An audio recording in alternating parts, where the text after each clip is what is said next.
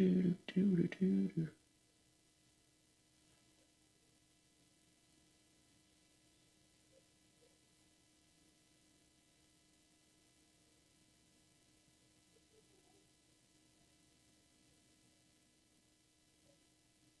think that worked. All right. Thank you so much for joining us.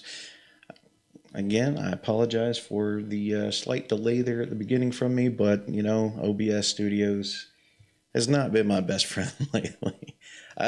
You'll notice also that Topher is not here with me in studio, but he's got other things that he's trying to take care of, and this whole transfer from morning lives to evening lives. This is a big switch for us, and it interferes with a couple of things, but that's okay. We're gonna make do with what we got, and we're gonna be happy with what we have on our plate. With that being said, give us just one moment, and we will be right back.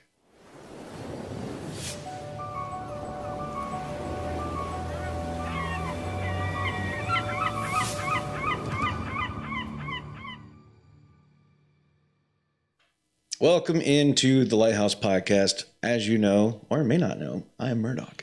And with me is a close friend of mine. We've known each other for years and years, and he's such a wonderful guy. He's an incredible artist, just a devout Christian, and he's someone that I am really, really proud to be able to call a friend. Christopher Everett. That is the wrong one. There we go. How you doing, brother? Yo, what's the deal, man? How you living? I'm living my best life, the best that I know how. That's good, man. It doesn't always work out the way that I want things to work out, but you know what? Like I said before, we take the punches and we roll with them. You know what I mean? Yeah, definitely. So how have you been, man? Oh man, life is good, bro. Like, I just been working, grinding. I just got back from London. Nice. I went out there for Carnival. I got to see so many people. Day 1 was 2 million people. Day 2 was 3.5 million people. That's crazy. My PTSD went through the roof, but I conquered it, and I was awesome. Able to have the greatest time. I took my little brother with me. And man, we had so much fun. That's fantastic, man. Fun. Yeah, I think I FaceTimed you, and you were actually out on the street in the UK, and that was kind of cool. So you, since I've known you, you have been in the music game. As a matter of fact, I think one of the prefaces of our meeting was I think it started with me doing a music video for you. Was that correct? Yep. So that's how we met. We were just, doing shows. Mm-hmm. They had me perform at one. Mm-hmm. And then I think it was a memorial service, actually, that I was playing the guitar at. And then after the memorial service, you were like, yo, you're a phenomenal singer. Let's talk. And then after that, we kind of linked up, and we had some music videos and stuff coming out. And you were like, yo, I'd love to help. And so that's kind of how we, developed the friendship right there. Yeah, I did a couple of music videos for, I can't remember his name, that there was a young artist that I did a song called Let 'Em Breathe. Do you remember that? Let 'Em Breathe. Yeah. Was it G Money? I think, I think it was. Like, real young cat, had the convertible. I think it was a Spider, maybe. Oh, okay. I know who you're talking about. Yeah. Bledsoe. Yeah. And I did a video for him called Let It Breathe, or Let Him Breathe, and it was a nice little song. And then I started working with you, and then you introduced me to a couple of cats, and I did a couple of music videos for the group of you. Then I did a cypher for you guys. Yeah. And the cypher was cool, yeah. Yeah, it was a lot of fun. and all those guys. Yeah, that was out in Alaska. Young Block. Yeah, that was out in Alaska, that was some of the best times of my life. If I'm just being completely honest, man, it was amazing, and we never ran out of places to be able to film because every every nook and cranny had something beautiful to look at. You know what I mean? 100%. Whether it was 100%. in the streets in Anchorage or like out in the wilderness, man, there was always something to look at. Yeah, man. So that was a lot of fun. But that's talking about old school stuff, man. Like stuff from back in 2012. 11, So tell me about some stuff that you got that you're working on right now. So right now, I've come a long way.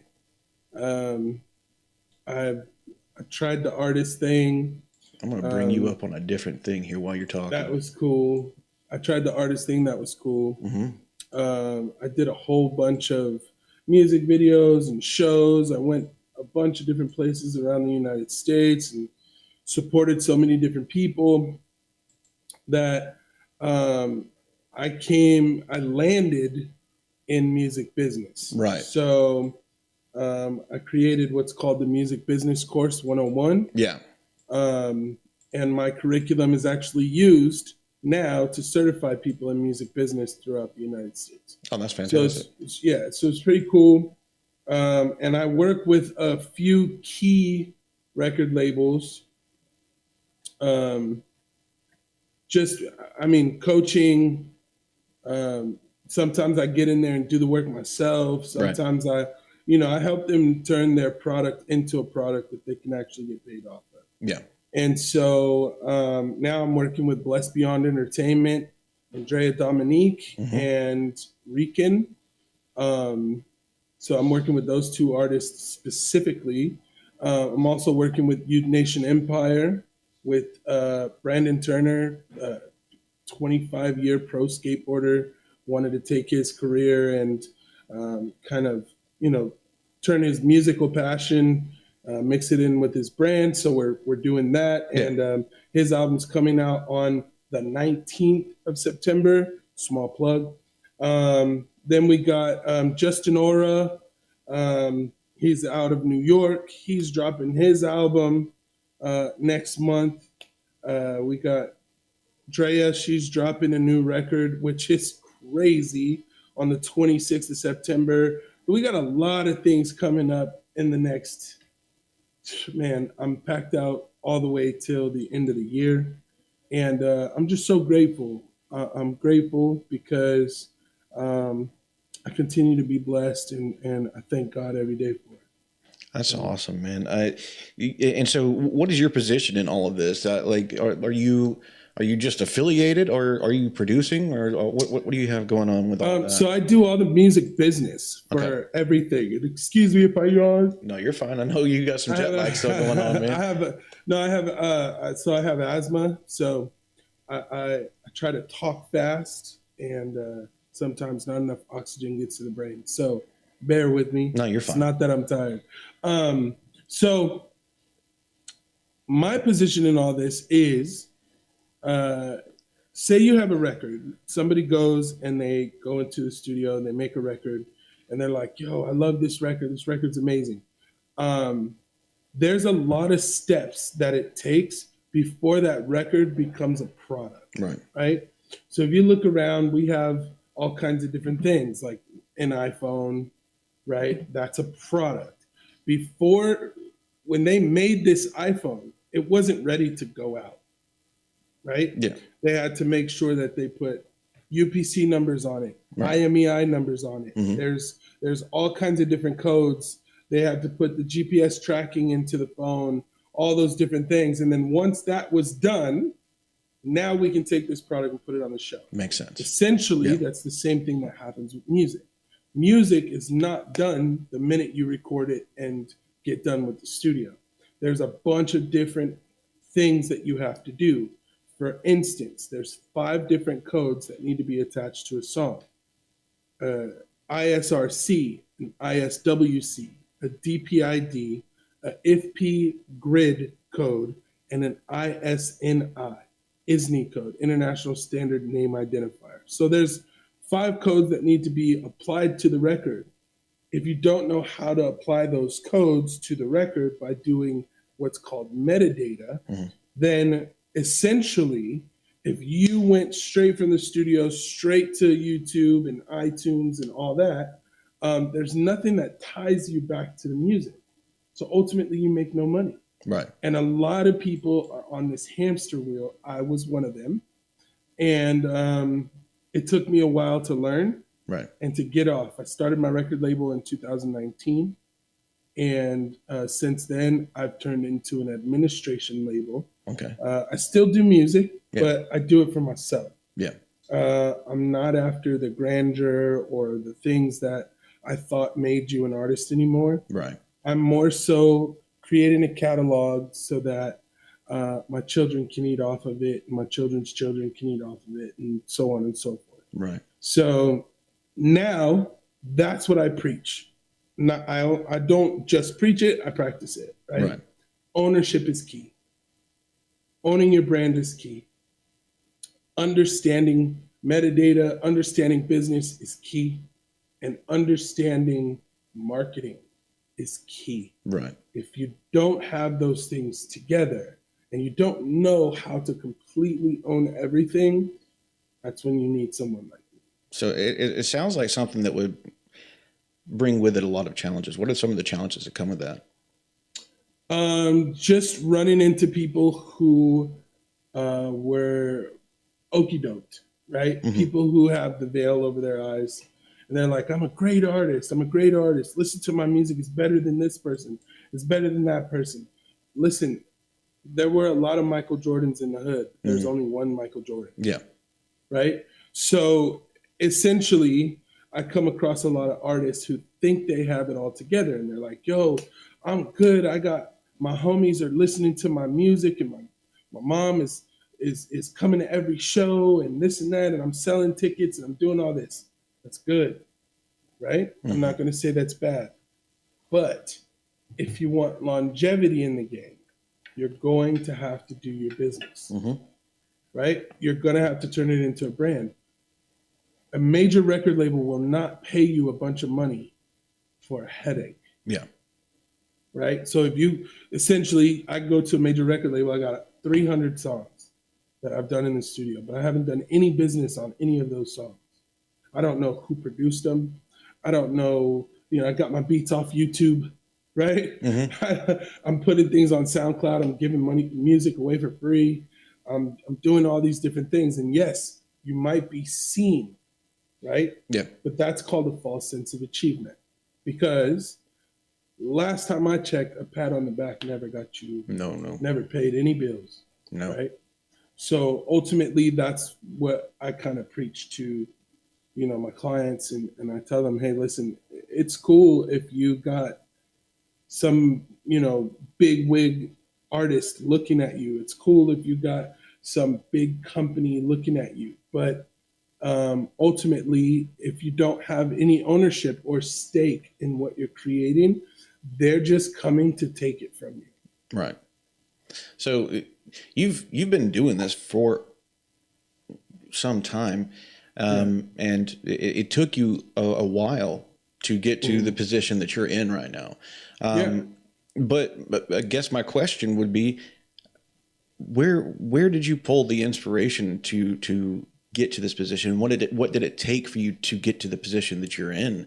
Yeah, I'll tell you my story. So I started out when I was like 12 years old. I was writing songs for different people. I started writing songs for different studios. I worked with Mark and Sylvia Bennett, who had worked on Christina Aguilera's first album, Destiny's Child's first album, Mario's first album, a whole bunch of people. Then I ran into Warren Curtis, and he had worked with Marsha Ambrosius, Janelle Monáe, Teddy Riley, Neo, so many different people. And I'm in all these great rooms. The issue, though, because I had talent and I was able to write and I was able to do all those things. But the issue is that I didn't have any business etiquette. I didn't know anything about the business. I thought my talent was going to carry me throughout everything. Right. And ultimately, it ran its course.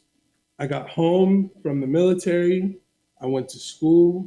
I got my degree in it's crazy because I meant to get my degree in audio, but my GPA in high school was too low.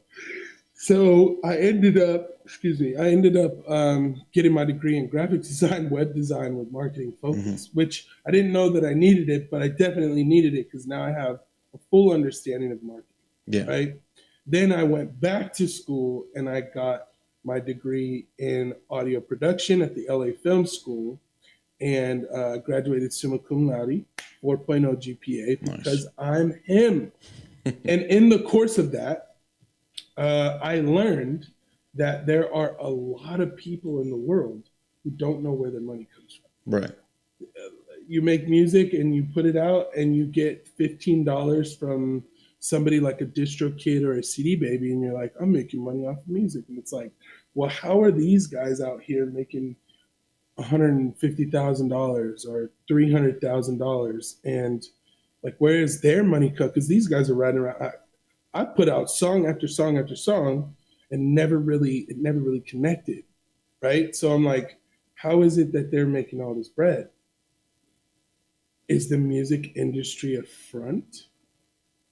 Right? So I'm thinking to myself, okay, maybe there's some other stuff going on here. Me and my professors got together and we started hunting the money for music. I told them, I said, I just want to know where all this money's coming from. And I found some things that are legit scary. You know what I'm saying? Oh, yeah. Like, I know who the Illuminati is. I know, crazy. I know what type of deals you need to look out for. I know what type of people come with those type of deals. I know what type of everything. When I say I know everything about the music industry, I know every single detail. There isn't one stone that I did not overturn. Yeah. So at the end of the day, I thought to myself, and I said, there's so many people out here who are getting took. Oh, sorry. Publishing, their publishing is getting robbed from them. Their ownership, their copyrights are getting robbed from them. Their metadata is metadata that's given to them by another corporation who claims ownership. For instance, the ISRC code is an international standard recording code. Right? It is a code that signifies the rights ownership of a work. What is rights ownership? Rights ownership is copywriting, right? Because a copyright covers you under what's called the bundle of rights. Right. It's laws that are put in place so that someone else can't take your intellectual property. Right. Okay. So if I take a song and I put that song out and you, Jerry, give me an ISRC code. Right. What does that say? That says that you own it. Yeah. It's yours. That code is only given to a rights owner, right? So in essence, I'm not covered under the bundle of rights. You are, because you gave me the code. Right. This is what artists don't understand. And if you go to CD Baby right now, if you go to TuneCore right now, if you go to any distribution platform right now, they ask you, do you have your own ISRC code? And if you put no, they give you one. Yeah. And you just gave your music away. Yeah. But see, it's good that those safeguards are in place, because it saves a lot of heartache for the artist in the long run. And it protects you. It protects your music. Yeah. We had the whole situation with like LimeWire and stuff like that, to where people, artists weren't getting paid. When people were illegally downloading music, artists don't get paid. And they put hours and hours and hours and hours into, making their art just for it to be ripped away and them not be able to receive anything from it. Yeah. I just for the promo video, the promo video that I did on TikTok and Instagram, you just watched. I got a copyright strike for making that. So, see what I'm saying? But that's and it's but the reason why, and that's a good thing. Yeah, no, it's a great thing. Is because my music is straight. Yeah, but see that is a great thing, and I did not mind. I mean, I had your permission to use it. You sent me the link for it. It's like, here, rip this. And, I didn't mind. I actually changed the format to a YouTube short so that would also work with all the other things. And, it's an unfortunate thing that people are able to just kind of steal stuff like that. And people are still able to, even with those safeguards in place. But well, you can steal it. This is the thing. Like, here's the thing. So the audio itself, the audio itself has all the codes embedded in it. Right. So even if you did steal it, right? That's the difference between me and another artist. Right. Right. So Joe Schmo artist will take their record, put it up on YouTube, put it up on whatever, and not do any business. Now, they might get Content ID to, put a code in their YouTube video. Right. But if that music reaches Apple Music and you haven't put any metadata on the record, unfortunately, there's not going to be a copyright strike on that. Right. Right? 95% of the music industry right now does not know what I do. Yeah. 95%. That is a huge portion because music industry pulls in about $12 billion yearly. Wow. Right? Yeah. So they have this thing called the black box of royalties. If you haven't done what I say do, right, which is copywriting, publishing, distribution, your metadata, then your DSP, then register with all your royalty collection agencies, and then register with Mediabase for radio and for those different things, and then register with Luminate to register your titles and your ISRC codes. If you don't know that process and you haven't done every single step, because it's attention to detail, that's what the military taught me, right? Yeah. How do I cover every base? And that's the only way. There's only one way to do music the right way. There's 8 billion ways to do it the wrong way. Yeah. But there's only one right way. So if you haven't done that, Joe Schmo ends up getting his mechanical royalties from his DSP because they're going to collect that automatically. Right. But what they're not going to get is publishing royalty, performance royalty, digital performance royalty, reproduction royalties, sync licensing royalties. They're not going to get the rest. So when they say, oh, you're leaving money on the table, this is what they're talking about. That's what they're talking about. When they say, oh, the record label has a machine, you can create the machine in your own home. You just need to be educated. Yeah. You understand what I'm saying? I know you were already working on learning all of this stuff by 2011, 2012 when we were in Alaska. I remember you had a good studio right there in your basement, and you were working your butt off on this stuff. Yeah. And honestly, I put in the 10,000 hours. For sure. Yeah. And do you feel like everything is paid off, or do you feel like you still have a way to go? Well, I didn't reach my goal.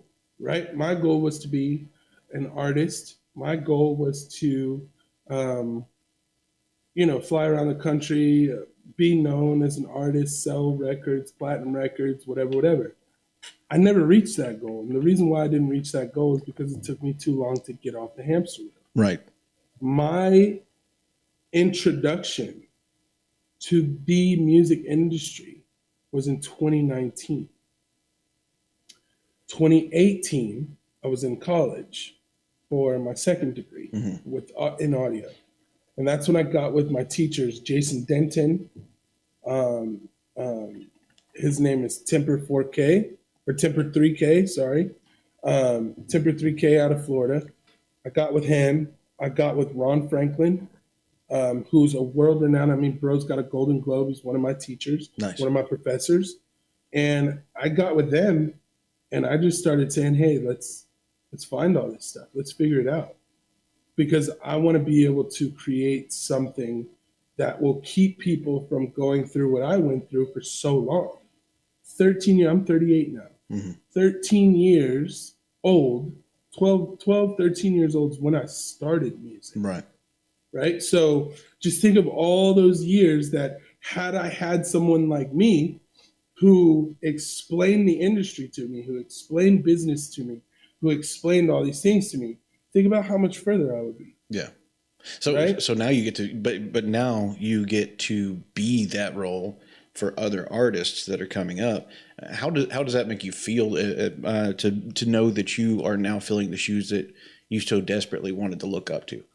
It makes me feel great because now, now I can swing my bells. You know what I'm saying? Mm-hmm. Like I can go in and I know exactly what your aim is. I know exactly what you're trying to say. I know exactly what you're trying to do with an artist. Mm-hmm. I know everything.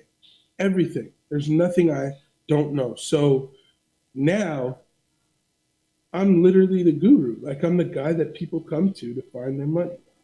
I talked to FMBDZ, right? Huge artist out of Detroit. Had a conversation with him. Shout out to my boy Duckman. I was at Duckman's and I'm helping Bad Boy Nation reconstruct their record label. We took their record label from being, just a collective and turned it into a brand, essentially, right? So as we're doing that, one of his friends is FMBDZ. I get to talk to DZ, and DZ's like, yo, I feel like I'm missing a little bit of money. I feel like something's going on, this, that, and the third. So I said, DZ, this is what you do. You get you an entertainment lawyer. You go over to the label, you audit the label. The label has every sale you've ever done. The label has everything. Audit the label, ask them for everything, and then have the lawyer draw up all your numbers and tell you what you're supposed to get.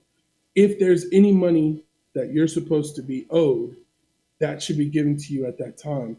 And a company like Empire should be able to foot the bill. Right. Well, he did that. And he walked away with about $350,000 that they had been keeping from him. Wow. You see what I'm saying? So Yeah. it's like, when it comes down to it, it's not that I'm the only one with the information. The information is out there. But I make the information convenient by putting it all in one space. Yeah. You don't have to go to 50 different people to figure out what's going on. All you have to do is ask me. I can get you out of any situation, whether it's a contract, whether it's a liability clause, whether it's a copyright strike, whether it's anything and everything. I can handle everything. I want to segue now so we know that we met in the military. Yeah. I want to talk a little bit about what it was like trying to do your music while you were in the military, but I feel like before we can do that, we need to cover your time in the military a little bit. Oh yeah. Yeah. And like what inspired you to join the military, and then how did that evolve into you doing your music, and then how did that evolve into you coming out of the military into doing your music? So we're kind of like stepping backwards on this interview, but no, it's cool. I think it's interesting. It's cool. We'll go through it. So before I went into the military, I was in poverty. I'm just going to be honest. I was in poverty.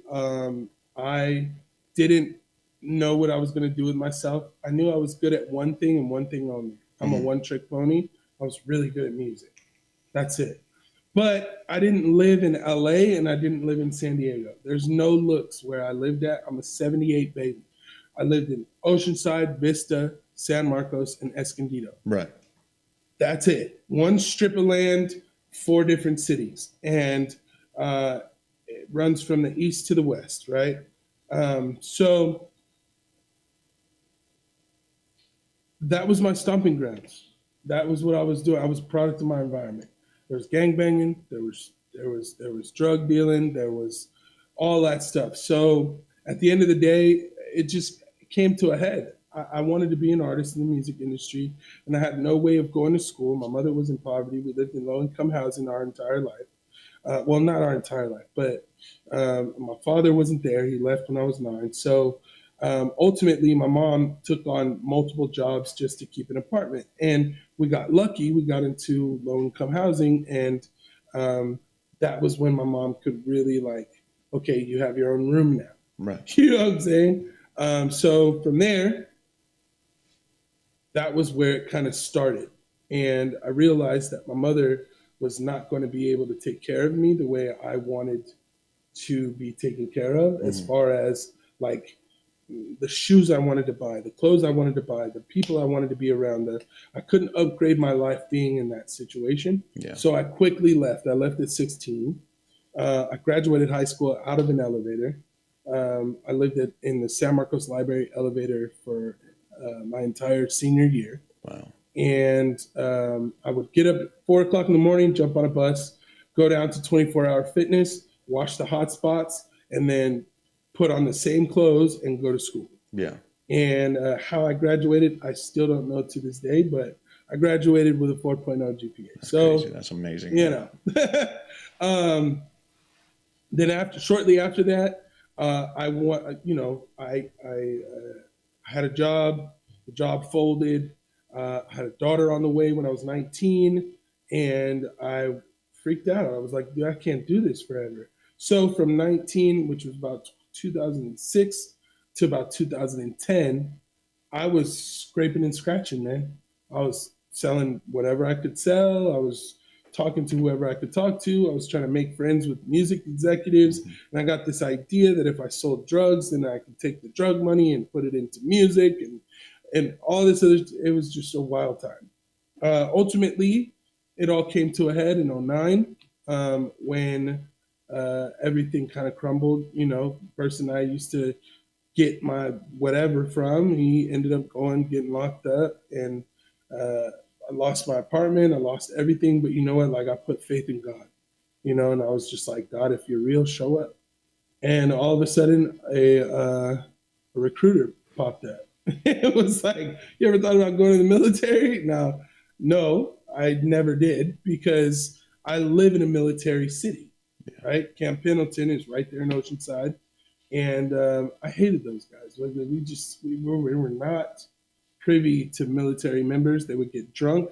They would start bar fights. They would do all the wild stuff that was happening. Like, you know, a guy running down the street naked. Like, that was a military dude. You know what I'm saying? Like, so, you know, that went on. And I was like, God, if this is you, I'm going to answer the call, right? And so I went, took the ASVAB, got into the military, became a 74 Delta chemical specialist, CBRN, chemical, biological, nuclear, radiological specialist. Yeah.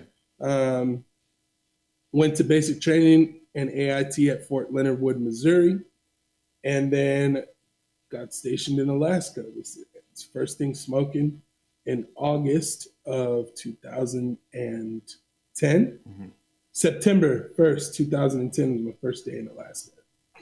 And then, boom. So let's segue now into how music came about. Right. Amy Renee Sinclair. I'll never forget that name. Yeah. So I got. Sorry, man. I got it. I went to. I wanted to go to the Army Soldier Show, right? And I went to Command Sergeant Major, and because you had to request, right? So I went to my chain of command first, and I said, hey, I really want to go to the Army Soldier Show. They travel around, they sing, they do all these different things. And, you know, I'm an R&B artist. Like, I'm a singer, you know. This is what I do, and I think that I can make it if I audition. And so they set me up with a meeting with the Command Sergeant Major. When I went into the Command Sergeant Major, I wanted to go to the Soldier Show. That's it. Command Sergeant Major says, you think you can sing? You know, he was low-key a dickhead. But he was like, you think you can sing? You think you can do music? You think you're good? You think you're hot shit?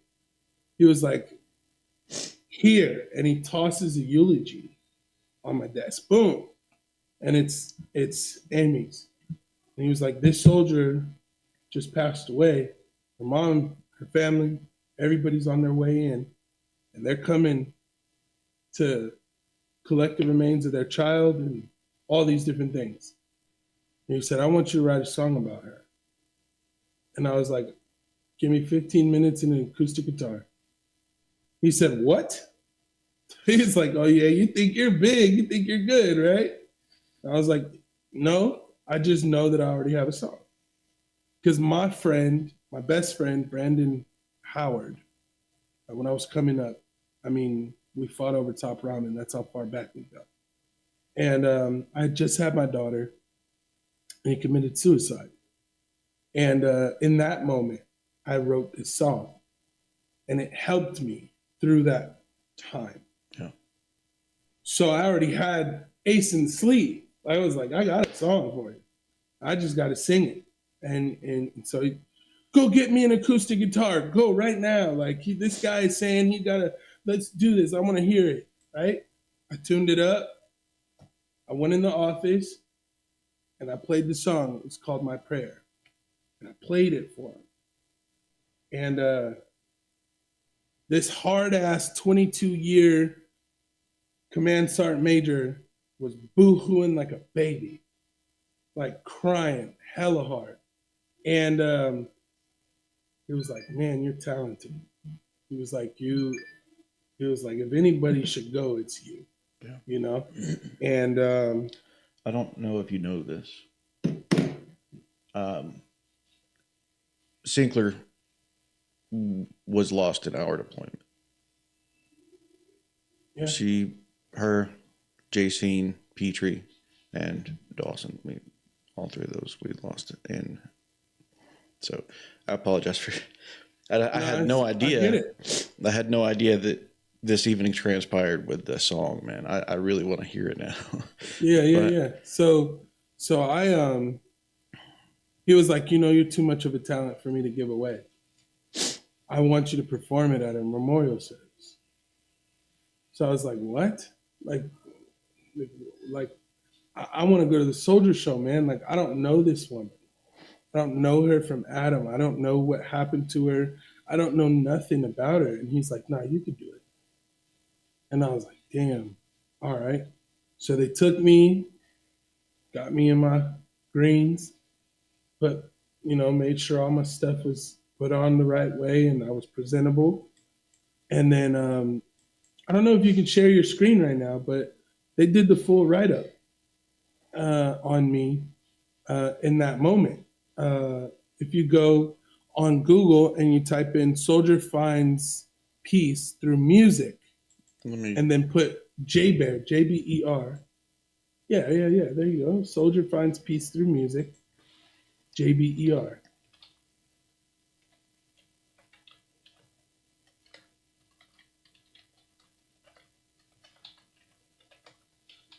Music, J-B-E-R, yep. And then it should be the first one. Right, right there. And it has my picture and it has the whole article and everything. Although Everett had never met Sinkler, he could sympathize with those hit hardest by her passing. There you go. The song originated out of a feeling of loss. I really had no idea that this even existed, man. Yeah. I'm actually going to bookmark this because... see that right there? See the picture? There I am. That's crazy, man. So, needless to say, this was the very first one that I ever performed at. Right. And from there, I ended up doing 72 more. Wow. Right? That's crazy. They never let me go to the soldier show. I had to travel around and sing that song for fallen soldiers. Right? So it got to a point where it was weighing me down. Because every week I'm seeing 3-4 moms sitting in the front screaming, crying. I'm seeing 3-4 dads mourning the loss of their children. And so I came to them and I said, listen, the reason why I'm doing this is because I thought you were going to let me go to the soldier show. And I can't keep doing this. It's starting to mess with me. Mm-hmm. Because remember, I wrote the song for my friend. So every time I sang that song, it took me back to that moment. And I sometimes I held back tears when I was playing, and I couldn't, I just couldn't get through it, but I didn't want to let the family down. So I had to like push through it and sing the song and play the song. And, it was one of those. So it was a lot of weight on my shoulders because if I mess up a note, I just ruined their child's memorial. You know what I'm saying? And again, these are people I don't know. So who am I? Like I always told God, like, before I would go out, I would pray and I'd be like, God, like, let your light be shown, Yeah. Like, I'm not worthy to stand up here. I'm a sinner. There's a lot of things that I do that are wrong and that are not of you. And if this is what you have for me, then this is what I'll do. And I was in complete servitude at that time. So it came to a head. I got to a point where I was just overwhelmed. And I told them, hey, I'm not doing any more memorial services. Like that's out. Yeah. I got to go to Sitka. I got to sing for Barack and Michelle Obama. I got to go to all these little places. They would fly me out and I'd sing, and then they give me free room and board. They gave me per diem and all kinds of stuff. And at the end of it all, I got a bunch of like Army accommodation medals, and I got a bunch of awards like for job well done, and but I didn't advance. I didn't do. It was like, okay, cool. Now back to work. Mm-hmm. So I started feeling used, and I told them, I can't do this anymore. So they were like, all right, cool. You're a soldier first. That's when things got difficult. That's when I started getting in trouble for things that I like for nothing. You see what I'm saying? This is when the demons entered. And it was like, oh, you don't want to do this anymore? Got you. Now I'm dealing with racism. I'm dealing with petty sergeants. I'm dealing with people who put their own logic before reason. I'm dealing with, I had one of my sergeants come to me and say, when I get out, I want to be a police officer so I can shoot people like you legally. Wow. One of my sergeants, we were out on the range. He was like, you sit right here and watch for flyover. All right, cool. You know what we do on the range. We got one guy sitting on the left, one guy sitting on the far right. We've got all of our range people in the middle, and they got the little hut where everybody gets food and kind of hangs out or whatever. So we're all sitting there, and he's like, yeah, I'm gonna have somebody come relieve you. Well, 1 hour, we were supposed to do hour rotations. 1 hour turned into 6 hours. I gotta pee.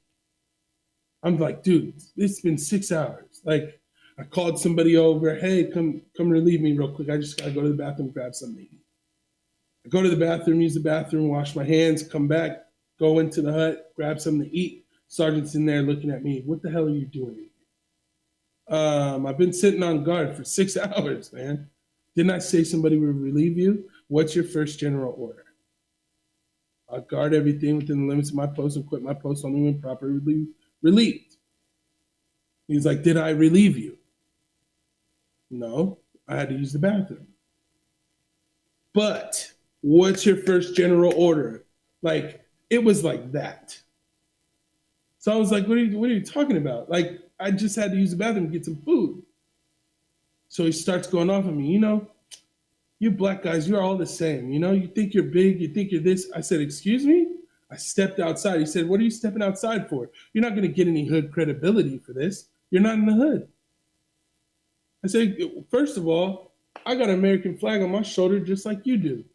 I put my pants on just like you do. And if I punch you right now, you'll bleed just like if you punched me. And he said, you niggers, man, you're all the same. What?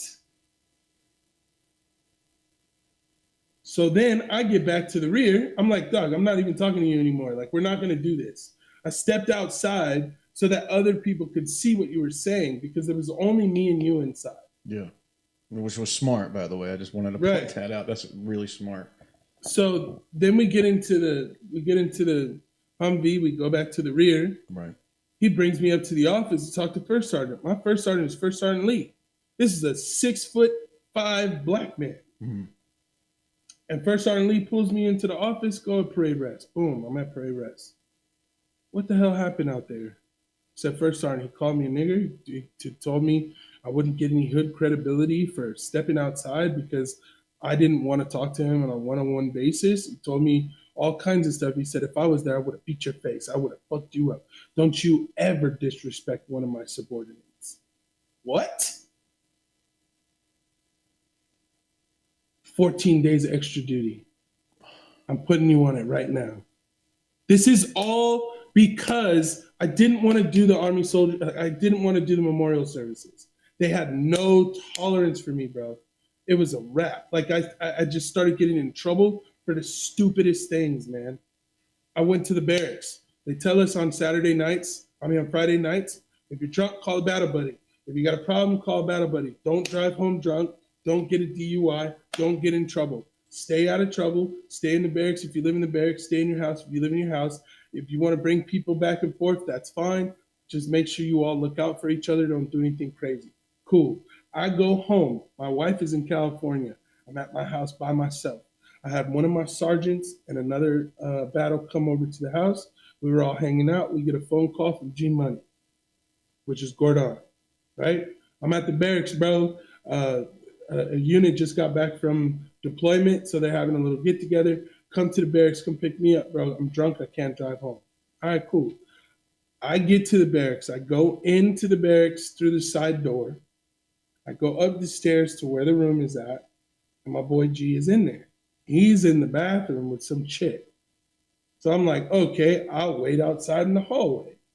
So I go out in the hallway. We wait for him, me and a sergeant. Sergeant Junior. G Money enters stage right. Another soldier, female soldier, who is trans and is built like a man, entered stage left. She's plastered. Wow. And I'm just like, all right, we need to get up out of here. She starts going off. Everett, what are you doing here? So I'm just coming to pick up G and go home or whatever. Everything's calm. I'm calm. I have no quarrel with this person. I don't know where it came from. But she's like, my problem with you is they give you so much grace because you can sing. I don't think you can sing. I think you're trash. Again, you're drunk, so I'm going to address you as a drunk person. Hey, you're entitled to your opinion. I'm a passive aggressive person.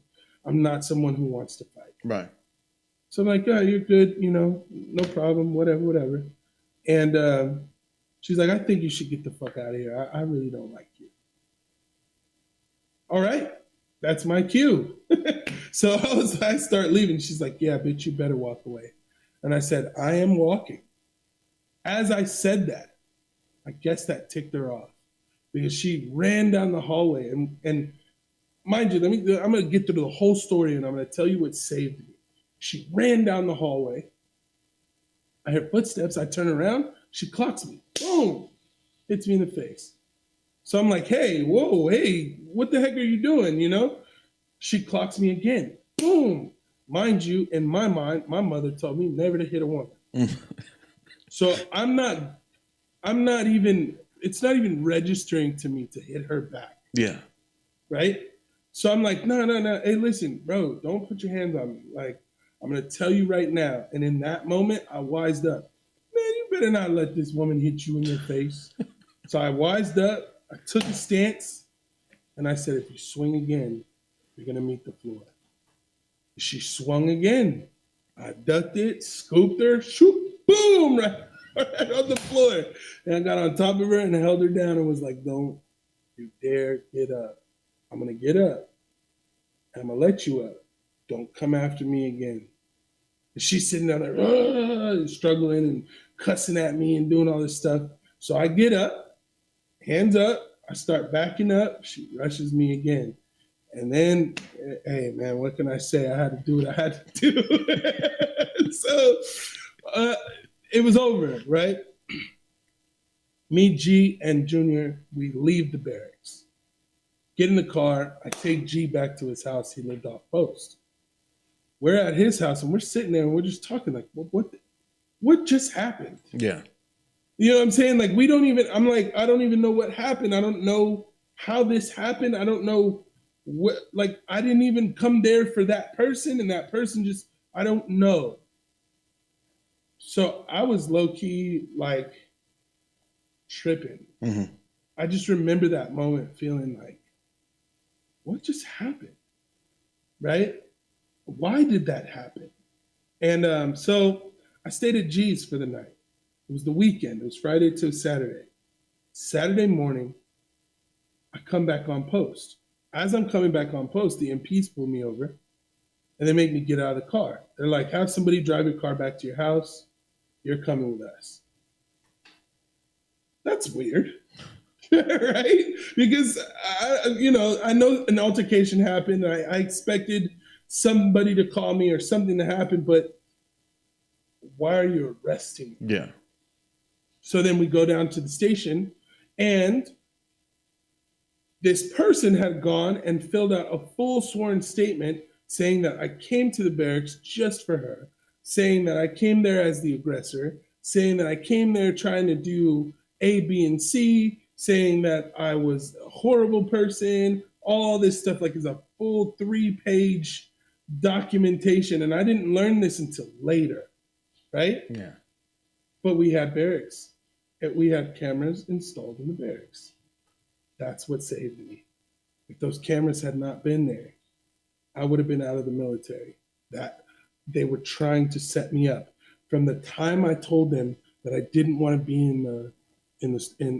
I didn't want to do memorial services anymore, to the time I got out of the military, they were setting me up over and over and over. And I didn't know how to stop them because I'm in the military and I have no rank. I'm an E4. So boom, they get me, they lock me up, my chain of command comes, they get me, they're like, yo, you're about to get in major trouble, you're probably gonna get kicked out of the military, this, that, and the third, da-da-da-da. They put me on barracks duty, right? For 24 hours, 24-hour barracks duty, right? I go and sit down at the desk, and I saw the cameras. You can see the camera, you can click the camera, and you can see the hallway. You can do it. So I said, I wonder if they have that night on camera. Right. Because they should. Yeah. These cameras never go off. So I went back to that night, because this is only like a couple days, 3 days later. Yeah. I went back to that night, and I went to the time I entered the barracks, and sure enough, there it was. Everything she said was a blatant lie. I filmed it on my iPhone 4. I filmed the whole video and had it on my phone. I went home, I blew the video up. Yeah. I emailed all of my sergeants and I said, this is exactly what happened that night. And I wrote it all out first, and then I accompanied it with the video. Nice. It was a good move, man. Anything. Good move. They couldn't say anything. Next thing you know, I go in, Sergeant Atwater pulls me to the side and he says, Everett, good news. I said, what? He said, hey, the fight, she lied on her sworn statement. She's in major trouble. You're not in trouble for the fight at all. I was like, good, because I shouldn't be. Right. I didn't do anything. He said, well, when you entered the barracks, did you sign in at the front desk? So what are you talking about? Well, everybody who comes to the barracks is supposed to sign in at the front desk. I said, show me that in the regs. Show me. It says, if a civilian comes into the barracks, they need to sign in. I'm not a civilian, I'm a soldier. Yeah. So that regulation has nothing to do with me. That day, First Sergeant made it mandatory to sign into the barracks to get into the barracks. Mm-hmm. And that day, later on that day, the First Sergeant said, well, this is the first time I'm seeing you, right? Mm-hmm. Again, this is First Sergeant Lee here. This is the first time I'm seeing you, right? I said, yeah. He said, this rule was enacted this morning, which means right now is when it takes effect, and you're the first person to get in trouble for that. Holy crap, dude. Are you serious? I swear to you, I'm not joking. He gave me 45 days of extra duty, reduced me in rank 2 because I was an E4. He reduced me in rank down to E2, and he took half a month's pay. Jeez, man, that's ridiculous. So what was I doing? I was shoveling snow the entire time. When I tell you I dealt with the devil on earth, bro, I dealt with the devil.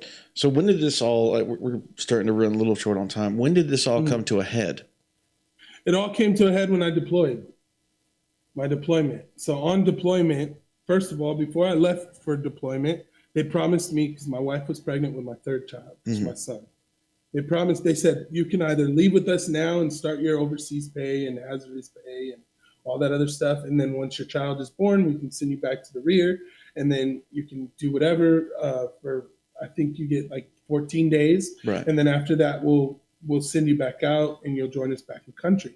Or you can stay behind and just not deploy at all. And I was like, why would I do that? I need the money. My kid is born and, so I'm going to start my hazardous pay. Right. So we signed a counseling statement before we left. We get out to country.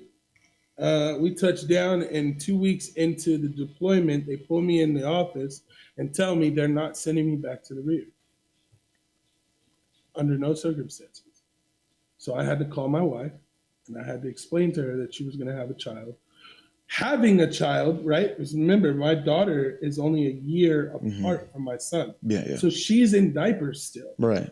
And she's pregnant with another child. And my other child is a little bit older. She's 5 years older. So she's in elementary school. So she had to do all of this while she was pregnant. And I was on deployment. And I'm like, what are you talking about? They're like, well, we can send people from the unit to go and hang out with your wife or check on your wife. What? Yeah, they're going to send Jody over there. Right? So I'm like, nah. So I called my wife. Me and my wife got into it. She's like, you're supposed to be coming home. I'm pregnant. I'm going through all this stuff. And in that discussion, I'm like, there's nothing I can do. And I chucked my phone because I had literally, I didn't know what to do. So ultimately, I needed a new phone. Right. So I looked online. Every post has like a phone, like an exchange. Right. Yeah. People coming into country need to buy stuff, and people leaving country need to sell stuff. Right. So I go on the exchange. I find another phone. I get ready to go and pick up the phone. It's Memorial Day weekend, right? So another unit from Ohio, another unit from another place. They're having like a little get together. The guy that I found online is selling his thing. He's selling his phone, and he's there. So meet me over here. You can pick it up. It's $100. Okay, cool. I go over there to pick it up. It's $100. The fire alarm goes off. All of a sudden, we got 30 MPs surrounding us. The MPs put everybody up against the fence. They search the Kuwait is a dry country. You cannot have alcohol over there. They search inside. They find water bottles full of vodka. Now they need to round everybody up, take them down to the station, and breathalyze them. Only way you can get released is if you get released to your chain of command. Which, if for those of you who have forgotten at this point, absolutely despise Chris. So which hate me. So of course, they're I'm going to the jump on only this. one from my unit. They come over there, and I'm like, I did absolutely nothing but try to buy a phone. They put me on barracks restriction for 24 straight days. Man. They took my shoelaces. They said I was a suicidal risk. They made it to where the only time I could leave the barracks is if I was escorted by someone, right? And if there was no one there to take me to get food, I just didn't eat that day. Wow. If there was no one there to walk me to work, I couldn't walk to work by myself. I would get in trouble for that. So I got another counseling statement with extra duty and all kinds of stuff because I was not allowed to go anywhere by myself. I couldn't even go to the gym by myself. It's ridiculous. They took away my civilian clothes privileges. I had to wear a uniform 24/7. They really fucked me over. They had me moving sandbags from one end of a parking lot to another end of a parking lot. And then when I got done with that, they would say, put him back.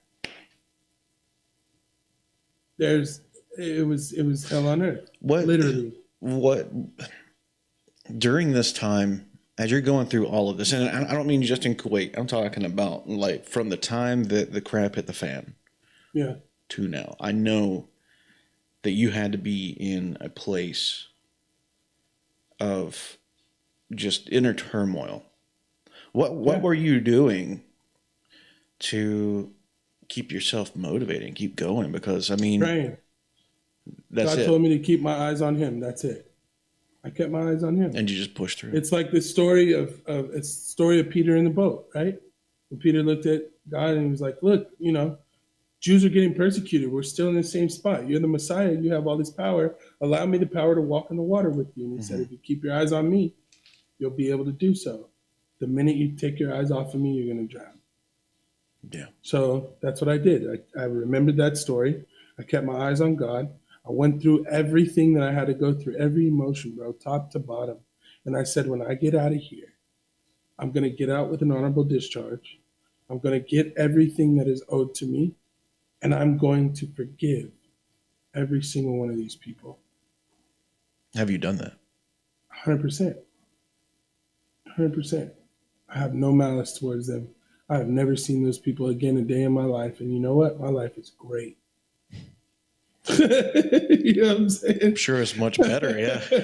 My life is great, man. I got 100% permanent and total disabled from the VA for that time because of my PTSD. I don't trust people. Yeah. I got my wife is my caregiver. My family is set up for life. We're good. My daughter's in college, is second year. My other child is a 4.0 grade point average student in 8th grade. My other child is a 4.0 grade point average student in 7th grade. What you're saying is through years and years of persecution and being dragged through the mud, you kept your eye on God, and then afterwards, now you're reaping all kinds of ridiculous benefents. Ridiculous. That's crazy. Ridiculous. I just got $30,000 from SAH. I don't know if you know about this. I'm going to put this card right here. His name is let me pull Manuel Estrada. Manuel Estrada. There's his phone number right there. Okay. You put it a little bit closer. All right. So he works for the Veterans Affairs. He has a program called SAH. They will give you $30,000 to upgrade your home. Wow. And also, if you go through the VRNE, which is Vocational Rehabilitation and Employment, there's a program called Independent Living Home Program where they give you $117,000 to upgrade your home. That's crazy. Based on your disabilities. Now, is this only local to your area, like LA? That's to everything. That's for everyone. It has been around since 1947. Let's see. This is my first time ever hearing about this. Look into it, and I hope that's what I'm here for, is because there are so many things out there that veterans have access to that they just don't know exist. Yeah. SAH will help you based on your disabilities in your home. So if you have asthma, they'll give you the money to put in hospital grade air. Right. They'll give you the money to put a patio cover on your home with fans to keep the air moving, to keep dust from getting into your lungs. They will give you the money to upgrade your home to make it feasible for all your stuff. I have PTSD at 70%. They're giving me an entire new perimeter on my home. Wow. They're putting cameras all around my home so I feel safe. They're doing everything. This is God. I don't deserve it. No, yeah. I feel that completely, man. If you knew the story from my house, my truck, my roof, I think you would be able to empathize at this point because you've seen the power of that is to be. And I wish that more people were able to see that, man. I really do. And I'm telling you, I've stayed firm in my beliefs. Mm-hmm. One of the, I probably didn't mention this, but when I was younger and I was in the streets selling drugs, doing whatever, it came to a head and I got on my knees and I prayed and I said, God, if you show up, right now. You show up right now. I promise to never deny you. I promise to never look the other way. I promise to never question the words in your Bible. I promise to never question who you are, what you came to do. You died for me. You rose again after 3 days, and you ascended into heaven, and you are waiting, building a place for me to stay for the rest of my life. I believe that. And he was like, all right, hold my beer. Amen, brother. He said, but listen, you're going to have to go through some things to get to some things. Yeah. I need those 4 years back. You spread a lot of evil on this earth, and I need you to atone for that. And I think that's the reason why I went through the trials that I went through while I was in the military. Because right when I got out is when the blessings started. Yeah. Dude, that's an amazing story, and I'm so happy that you were willing to share it with us. Yeah, man. I want to end the show by allowing you a little bit of time to share a message of what, somebody who is living on the streets right now, going through what you went through in your childhood and through your teenhood, and what they might be going through in the military. What message would you give to those individuals, just to give them some inspiration and hope? Stick to God. I understand that I have people who are Muslim. I understand that I have people who are Buddhist. I understand that I have people, all these different people, man. I understand, what you were raised on and taking after your parents and all those different things. I understand that they put ethics and goals and things in you that, make you a better person, make you a great person. And here's the thing. I'm not trying to convert you, but there's something called the power of Jesus and coming face to face with true love. And once you experience that love, there's no love like it anywhere. So what I say is cling to it. Yeah. Find yourself, find what you're going through. All the answers are in the Bible. All the answers are in what he said in the life. It's our instruction manual, man. Yeah, this isn't just a story, man. These are vivid accounts from people who woke up with him, ate with him, walked with him, saw what he saw, understood what he understood, tried to understand what he understood, asked questions, all that. That's something that I want to know. I want to know. So ultimately, what it boils down to for me is faith. Yeah. Either it's in you or it's not. Yeah. You know what I'm saying? And if you have faith in God and you trust in him, he will move mountains for you. He'll change atmospheres. That's exactly what has happened. Listen, it's quiet. I'm not in the hood anymore. My wife is good. My kids are good. Family's good. And if I die tomorrow, I know that I died with Christ. That's right. Amen, brother. You see what I'm saying? Mm-hmm. So it's like, and I know that feeling. I know that feeling. The peace that comes over you in these moments and in these times. I'm just peaceful, bro. Nothing can stress me out. I'm good.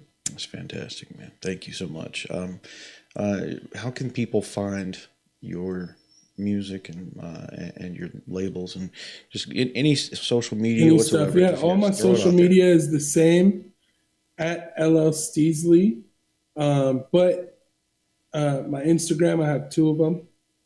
I have one for my record label, which is at the number 7 THENT, at the 7th ENT. That's my main Instagram that I use on a day-to-day basis. But on every other platform, it's LL Steasley. Mm-hmm. Okay. Well, Chris, I love you, man, and I'm so happy that you came on, brother. And I think that the information that you shared was inspirational, but also incredibly invaluable, man. Yeah. And so I'll just never be able to express my gratitude for just having you as a friend, but also for what you've done in regards to for our country and will continue to do. So vice versa. Same. I want people to know that you're loved no matter what. Yeah. You know what I mean? Never think yourself too far away from God, because he said it is done. He didn't say, it might be done. You know what I'm saying? So to call yourself a sinner every day, or to call yourself a sinner, that means he did it in vain. That's right. Right? He That's already paid for everything that you ever did. It's all paid or for. Will do. It's all paid for in blood. So just keep a firm relationship. Don't ever let the enemy make you think that you're too far away from his grace. Yeah. He's standing right next to you, no matter what. Same God who rolls his sleeves up for me will do the same for you. That's right. Well, thank you, man. All right. So, such an amazing individual. And I warned you before the show. Such an incredible person. And I really do feel blessed to have him in my life. And I would like very much for you guys to go and follow him over on all of his social media, because he's got a lot more story to tell through what he does in his action, through his music and everything. So please go and follow him. But if you could do me a favor and also go and follow us over here on any of these platforms, Facebook, X, Instagram, Threads, all of it's right here. So you can follow all of this right here, okay? And do so. And most importantly, share these things, because the more that you share all of these things, the more inspirational stories like what you heard today can be shared and hopefully help other people who might be going through similar situations as what they were talking about. So please share this with your family, share it with your friends, share it with the bear that keeps coming into your garden at night and stealing your watermelons, okay? Share it with everyone. That way, no ear is left unheard of all of this information that's been given out today, all right? Steesley, man, I still got you on, bro. I still got you on, man. I hope you have an amazingly blessed night, and I can't wait to have you back on the show. Hopefully, one day, maybe in studio. I think that would be fantastic. You need to come to the East Coast, homie. I'm down to come. I'm down to make a trip, baby. Let's do it. Let's do this thing, man. But with that, guys, I love you so much, and I hope that you will join us on the next one. There will be no after show tonight because I smell food and it smells amazing. Once again, Chris, thank you, and we will see you all on the next Lighthouse Podcast. Bye, guys.